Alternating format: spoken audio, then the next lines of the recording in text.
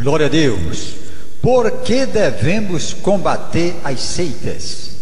Porque está escrito: deve reter firme a fiel palavra, que é conforme a doutrina, para que seja poderoso, tanto para admoestar na sã doutrina, como para convencer os contradizentes. Está em Tito, capítulo 1, verso 9.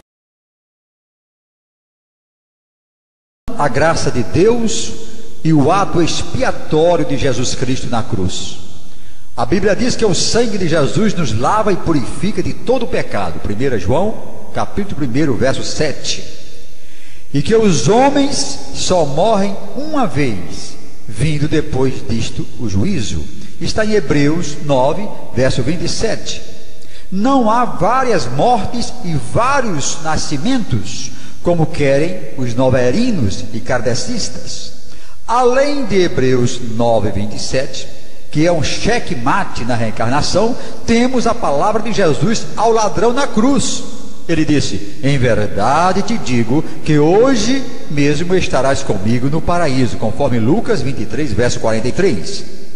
Pela doutrina da reencarnação, aquele ladrão iria sofrer inúmeras reencarnações até se tornar um espírito puro, mas pelo arrependimento, pela graça de Deus e pela fé que ele demonstrou, ele foi ali mesmo justificado.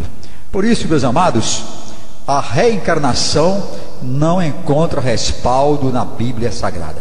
Jesus ensinou ressurreição, que é a volta do Espírito, o reencontro do Espírito com o corpo. O que aconteceu com Jesus e o que vai acontecer com todos aqueles que têm Jesus como Senhor. A doutrina da reencarnação anula, primeiro, a eficácia do sacrifício de Jesus na cruz do Calvário. Segundo, anula o perdão que é oferecido por Deus aos que se arrependem. Por quê? Porque com Jesus ou sem Jesus, com perdão ou sem perdão, os espíritos continuarão a experimentar novas encarnações, a sofrer novas vidas corpóreas, a expungir as suas faltas e alcançarão a perfeição de qualquer maneira, com Cristo ou sem Cristo, com arrependimento ou sem arrependimento, com perdão divino ou sem perdão divino. Então é uma doutrina que não tem qualquer amparo no cristianismo.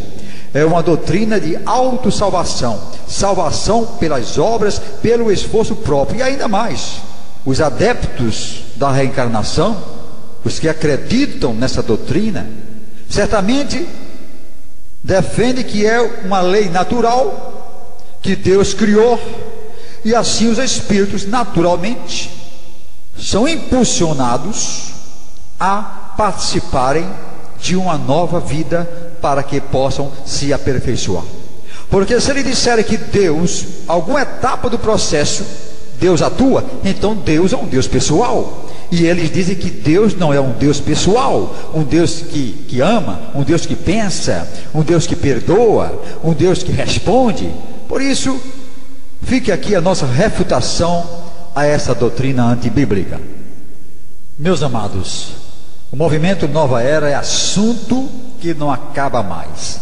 É o tipo de estudo de quanto mais você estuda, mais tem para estudar, mais tem para falar. Religião universal. Eles dizem que todos os caminhos são corretos e levam à verdade, como muitos caminhos que levam ao cume de uma montanha. Com base nesse errôneo princípio, o movimento acolhe na sua malha todo tipo de heresia e práticas ocultistas, mas nós sabemos que só existe um caminho, que é Jesus Cristo. João 14, verso 6, ele disse: eu sou o caminho, a verdade e a vida, ninguém vem ao Pai senão por mim. A Bíblia diz que o caminho que ao homem parece perfeito conduz à morte. Provérbios 14, verso 12. Sobre transformação pessoal, eles dizem que o homem precisa mudar seu modo de pensar a fim de obter uma consciência cósmica ou cosmovisão. Mas a Bíblia fala de uma regeneração pela aceitação de Jesus como Senhor e Salvador pessoal. É necessário nascer de novo, nascer da água e do Espírito. A regeneração dá-se somente mediante uma experiência pessoal com o Senhor Jesus. Outro ponto, ufologia, extraterrestres. Os extraterrestres, na visão do movimento, são seres mais evoluídos. Os que não se submeterem ao padrão do movimento Nova Era serão retirados da terra por um enorme disco voador. Está amarrado em nome do Senhor Jesus. A Bíblia diz que a igreja será arrebatada na segunda vinda de Cristo, e com ele se encontrará nos ares. Está em 1 Tessalonicenses 4, versos 16 e 17. Diz também que a morada final dos crentes é no céu, não é em outros planetas. Abre aspas, vos levarei para mim mesmo, para que onde eu estiver, estejais vós também. Fecha aspas. Assim falou Jesus, está no Evangelho segundo São João 14, verso 3. Até hoje, os ufólogos não conseguiram provar a existência de discos voadores, nem de vida em outros planetas. Pelo menos um parafuso de um disco voador serviria como prova, mas nada existe para que possamos dar crédito. Antes de apresentarmos os símbolos da nova era, vamos tecer mais algumas considerações sobre as suas doutrinas e os seus meios de influência. Os meios de influência da nova era são múltiplos. O movimento é o mais avançado plano de Satanás para levar almas para o inferno.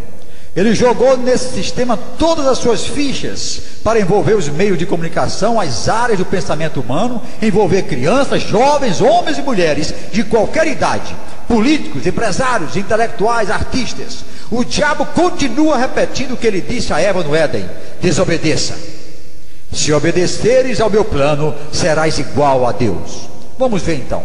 Fantasia e bruxaria. Uma onda de fantasia invadiu o mundo nos últimos 15 anos, através de filmes, revistas, vídeos, jogos, livros, brinquedos, todos trazendo mensagens ocultistas, tais como o poder da mente, os mestres iluminados, cinturões mágicos, levitação de objetos, clarividência, comunicação com os espíritos, feitiços mágicos, espadas e amuletos mágicos, viagens a outros mundos, etc. Uma enorme quantidade de produtos está no mercado esotérico, influenciando as pessoas, tais como cartas de tarô, incensos, pirâmides, estatuetas, encantamentos, ervas medicinais, vitaminas esotéricas e uma parafernália de inutilidades. Filmes. Como parte desse plano, surgiram os filmes de ficção científica, tais como o ET, a história de um extraterrestre que esteve entre nós, confirmando a mensagem do Espiritismo de que há vida em outros planetas. O Star Wars, Guerra nas Estrelas, de George Lucas, onde a força é um campo de energia gerado por coisas vivas. A Última Tentação de Cristo, também um filme publicado em 1955, que apresentou um Cristo fictício, atormentado por desejos carnais.